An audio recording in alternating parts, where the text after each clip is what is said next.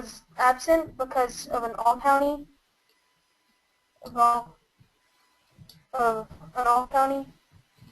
Okay. concert. Uh-huh. So I couldn't be there. And that was the day we learned how to do distributive. The distributive properties. Not sure what you mean by that. I'm not familiar with that term. Perhaps you're talking about taking a greatest common factor out? No, it was stuff about grouping. About what? Grouping is what they said. Ah, now I get it. Yeah.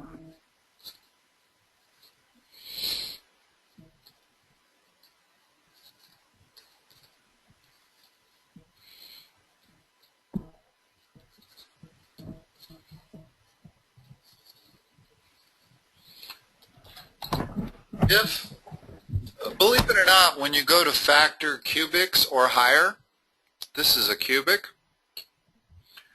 it's unbelievably difficult. A typical cubic problem would take, 20 minutes to solve. That's how hard it is. Unless it happens to fit the form that allows you to group it. For example, this one. Okay, now, the reason this lends itself to grouping is because the ratio of that coefficient to that coefficient is the same as the ratio to that coefficient and that coefficient. It's 2 to 1. As long as you have that same ratio, you can solve it by grouping, and I'll show you how. All right. I'm going to group the x cubed plus 2x squared together.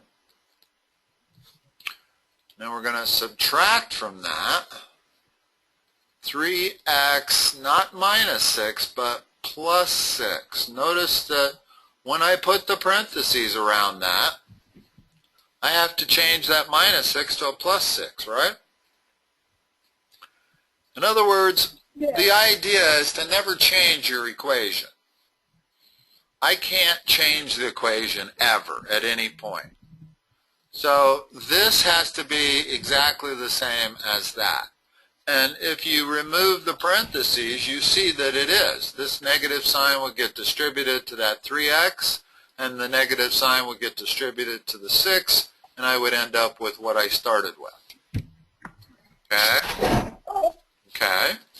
Now, take the greatest common factor out of each set of parentheses. All right. What's the greatest common factor in this one? Okay. Greatest common factor, would it just be x? Be x squared. Oh, yeah, sorry. Okay, because you want the greatest thing that can divide evenly into everything. Well, I could take x out, but I can also take x squared out, leaving behind what? In other words, after you divided each term by x squared, what do you have left? X plus 2. Now let's go over and look at this one. Take the greatest common factor out of that. All right.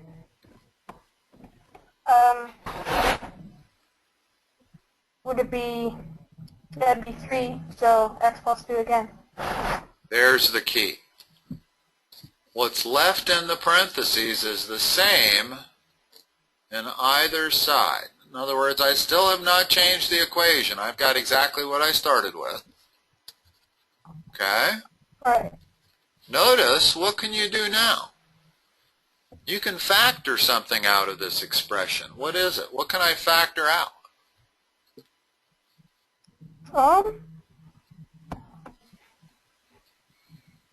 You're not used to doing it. You've probably never done it before. I'm going to factor out a binomial. Maybe we're factoring out single things like x squared or 3. But in this whole expression, I can divide this term by x plus 2, and I can divide this term by x plus 2. So I can actually factor out an x plus 2. Leaving behind what? X minus 3. X squared minus 3. Okay. Okay. Now, notice I can solve it. What are my 3 solutions? And remember, it started out as a cubic. So I'm expecting 3 solutions. What are they? Would it be x? Well, x plus 2 would definitely. So x. That would be one of them, right? Okay, so solve that. So what's x equal? -2. Okay, so there's one solution. And then x squared minus 3 equals 0, so it'd be the square root of 3. Plus or minus the square root of 3. That's the second and third solutions. In other words, remember that when you solve an equation by taking the square root of both sides, you always start off your answer with plus or minus. Okay. Most people forget it. But the key that should help you remember it is if I left it off, I've only got 2 solutions. Where is my missing solution? You get it because that's number 2 and 3. In other words, that's 1, that's 2 and 3. Okay? Now, this method of solving cubics only works if that ratio is the same. If I turn that into a 5, I cannot do it. And guess what? There is no quadratic or cubic formula. You know, like there's a quadratic formula that works no matter what the quadratic is? Those are polynomials with a degree of 2, right? What's that? Those are polynomials with a degree of 2, That's right? what a quadratic is. This is a cubic, and this is degree of 3. But if I gave you this problem here, I'm not sure I can solve it without a calculator or computer. It's extremely difficult. And I don't want to get into that now because you won't actually get that until you get into pre-calc. I'm kind of amazed that they're giving you this grouping method for cubics, and I assume that it's cubics that you're talking about. I don't know of a grouping method you would use for doing quadratics. So I can only assume that they've started on cubics, which I find a little bit unusual. Do you think this problem is what you were talking about?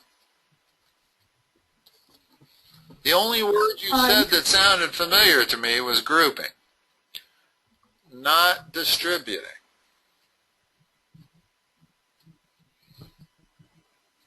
I don't know. That's just the word she used. Okay, well, I know. I'm trying to make sure I work with the stuff you're working on, and I don't want to be talking about something completely different. So the only place in math that I know of where the word grouping is used is when you're trying to factor a cubic. And you can factor it into that group and this group. And then after if these ratio of these coefficients are the same, then it'll work. If they're not, it won't. You'll be back to square one, and we don't even want to talk about how to solve that. I don't even know how to solve it. Well, I know a couple of techniques to try, but they're not guaranteed to give you a solution. It's not like a quadratic, which is a degree of 2. No matter what kind of quadratic I give you, I mean, I can give you this kind of a quadratic, and I can solve that quadratic using the quadratic formula, no matter what, whether I can factor it or not. I doubt that I can factor it. Right offhand, it doesn't look like something that factors very well. But there is always the quadratic formula that you can plug it in. You know, using A, B, and C. Well, the same thing is not true about higher degree polynomials. Third degree or fourth degree, they couldn't even been solved until a couple hundred years ago, where they some guy finally figured out how to solve it. So, what should we do with the next 15 minutes? I was thinking maybe like some examples, or because I think because today was the first day we started using the cubic polynomials, but Okay. she said we could use a distributive method using grouping, or just a regular quadratic. Okay, well, we can certainly practice factoring quadratics. That's always a good thing to practice, because you can almost never get too good at that. Let me bring up some. I've got a bunch, or if you have some, you can give them to me and we'll solve them.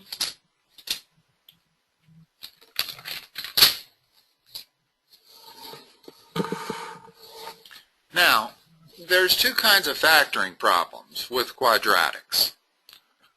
There's the easy kind, where the x squared does not have a coefficient in front of it. Something like this. Factor that.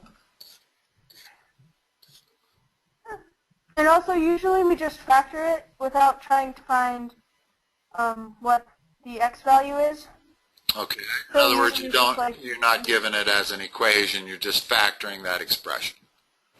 Yeah, usually it's just like the dimensions of something. Yeah, it's the same process. In other words, whether I put it equal to 0 or not, if I set it equal to 0, the way I solve it is by factoring it. And if I don't have it equal to 0 and the instructions are to factor that quadratic, same thing. Factoring part is the same. So how do you factor this?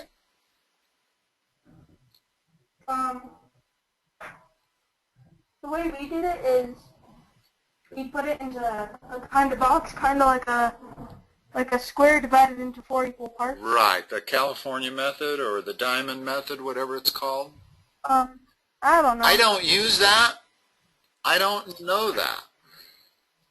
Alright. So, I'm not going to insist that you learn my method, but I think my method's the easiest method, least complicated, least confusing, and the quickest.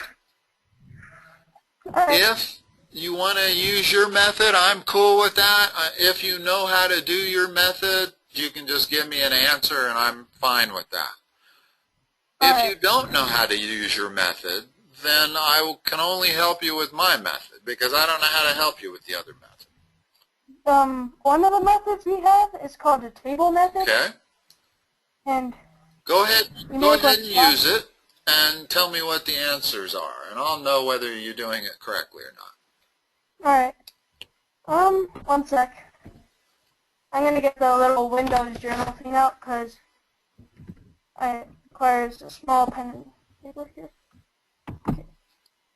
So, I use that method. You know, there's lots of methods for doing a lot of things in math, and which one you choose really is, it just all depends on which one you like the best, which one works the quickest, which one is the fastest. I really do not like the California method. I just found that it confuses so many of my students.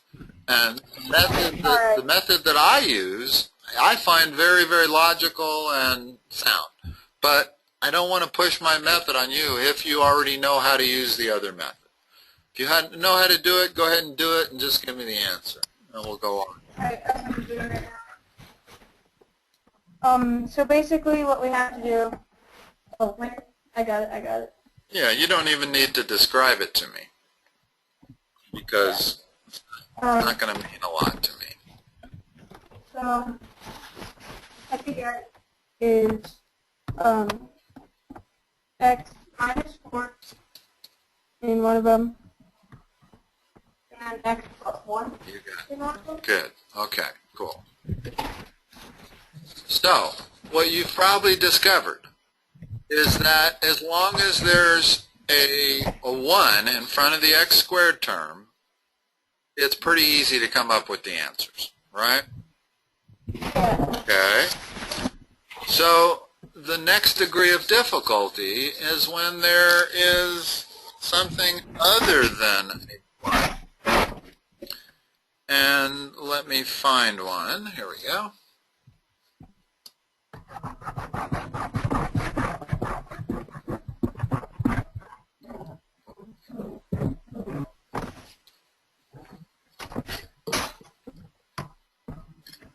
Do you know how to do this one with your method? Kind of, yeah. Okay. Go ahead and do it and give me an answer. Alright. Like I said, I'm not vested in you using my method at all. Whatever works. Alright. Maybe with like 5 minutes of the class you can teach it? What's that? Here. Maybe in a little bit you could teach them. So anyways, then it's 10x. So make the diamond problem.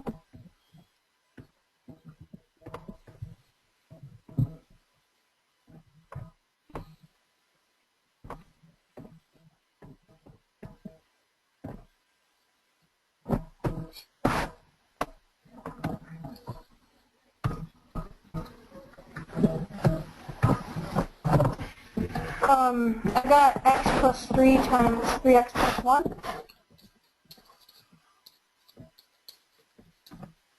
That works. Sweet. Okay. Let me try one other hard one.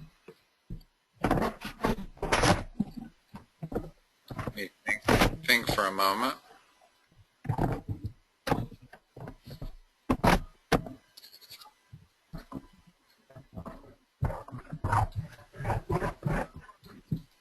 Yeah, as long as you know how to do it. Factoring is a good skill to have, definitely.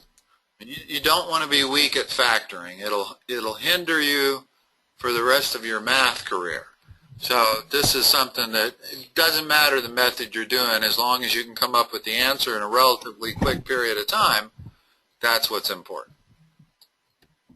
Yeah.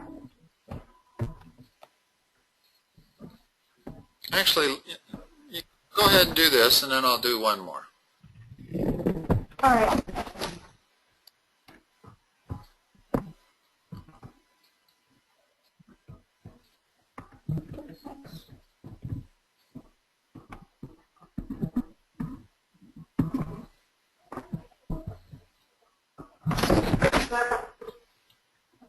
Then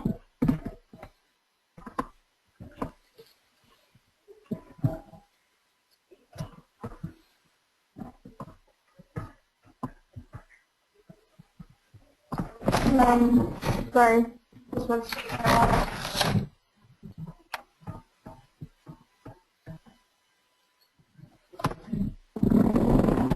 even speed is not that big of a consideration. If you know how to factor, even if it's slow, that's fine. Sorry, I wrote something wrong. I wrote it as a 7 instead of a 2.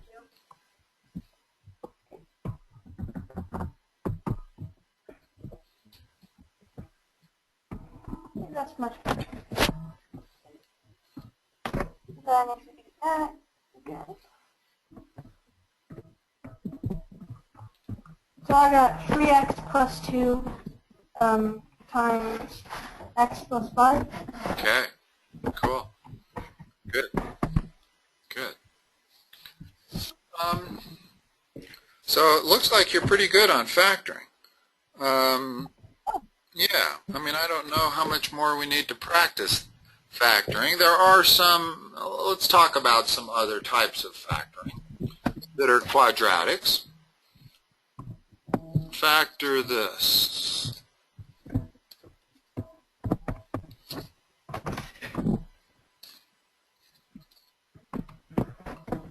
Notice that this is considerably different. You're probably not going to use your method on this, right? No. Wait. I don't think so. You might be able to. I don't know. I'm just not familiar with that method. I learned it once, but I don't ever use it, so I don't tend to remember it, and it's hard to teach what you don't use a lot.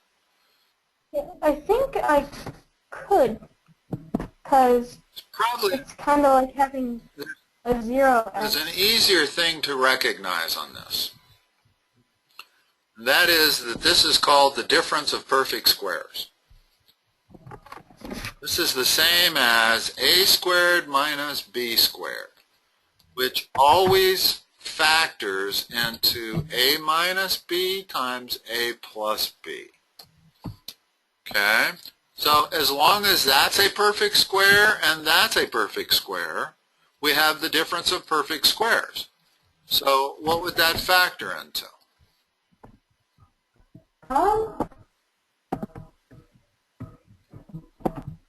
X minus 5 times x plus 5.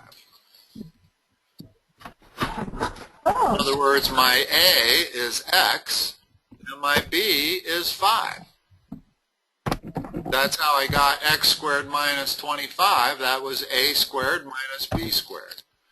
So whenever you see the difference of perfect squares, definitely you want to recognize it, because you're going to get that 100 times also. Let me give you another one.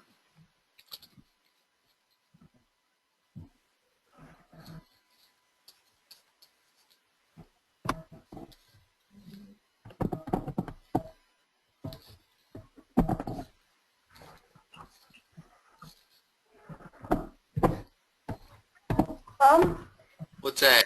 Well, if we put it in standard format, it would be kind of switched, right? Well, we don't want to do that here. Remember the theme. The theme is, are we looking at the difference of perfect squares? Is that a perfect square? Yeah. Is that a perfect square? Yeah. Then we're looking at the difference of perfect squares, and it would factor how? 7 plus 10a times 7. Let's always put the negative first, and I'll explain that later. Alright. But, in other words, I understand that 7 plus 10a times 7 minus 10a is the same thing. But there's a reason to learn it this way. Alright. And that is that the next thing you're going to be taught is that, well, I don't know if next thing, but at some point in math, you'll learn difference of perfect cubes and sum of perfect cubes. And that's much harder to memorize. And part of the memorization process is making that first term be the minus part. And then all three of them are going to be similar. All three of them start out with the first term being subtraction. So that's why I try to teach people that a squared minus b squared is a minus b times a plus b. Alright. Okay. David, do you have a Google account? Yes. Mind doing something for me? Sorry, flipping my notes. I'd like to have you go to YouTube. Hold on. Let me paste this into the chat window.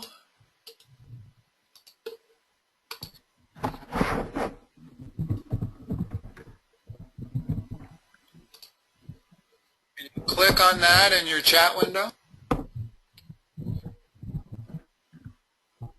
Click on what? Over in the chat window for the GoToMeeting window, you see a link, a YouTube link.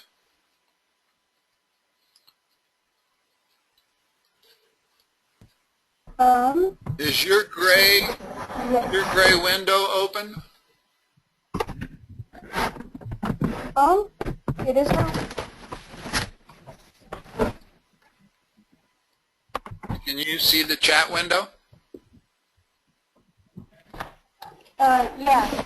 Go ahead and click on that link. It'll open up a window in your browser and take you to the same page that you're looking at on my screen. Okay. Let me know as soon as you get there.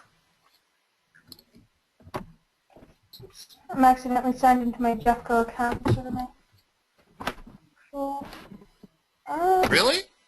It doesn't just automatically pop open a browser on your window, on your computer? No, it does. It just doesn't let me do anything on sites like YouTube or stuff. Oh, really?